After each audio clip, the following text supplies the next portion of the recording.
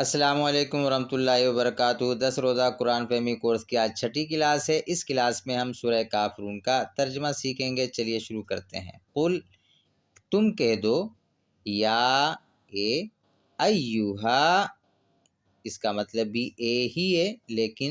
یا اور ایوہا یہ دونوں میں فرق یہ ہے کہ یا مطلق اے کہنے کے لیے آتا ہے، کسی کو پکارنے کے لیے، کسی کو بلانے کے لیے، اور ایوہا کے ذریعے سے تاکید کے ساتھ بلانے کے لیے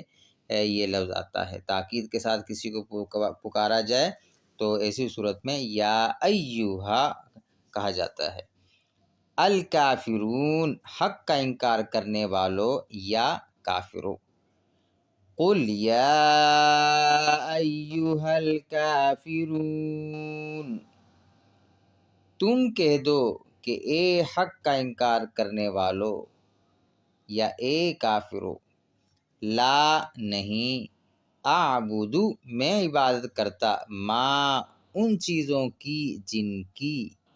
تعبدون تم عبادت کرتے ہو، لا اعبد ما تعبدون میں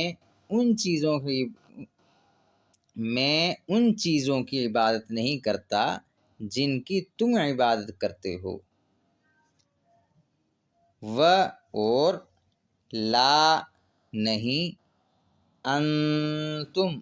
تم سب، سارے کے سارے، عابدون عبادت کرتے ہو، ما جس کی، اعبد میں عبادت کرتا ہوں، ولا انتم عابدون ما اعبد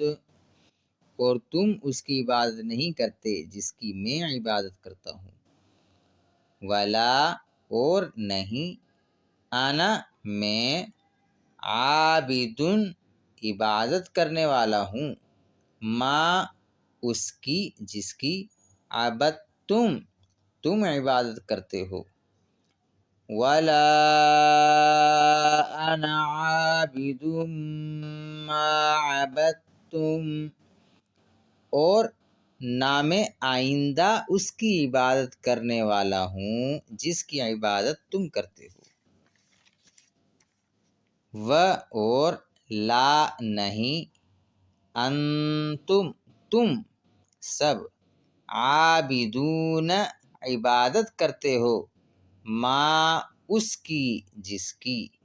اعبد میں عبادت کرتا ہوں، ولا انتم عابدون ما اعبد اور تم اس کی عبادت نہیں کرتے جس کی میں عبادت کرتا ہوں، لکم تمہارے لیے، دین دین ہے،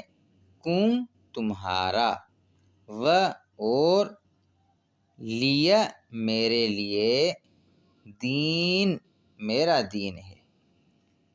لکم دینکم ولی دین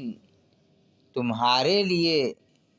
تمہارا دین ہے اور میرے لیے میرا دین۔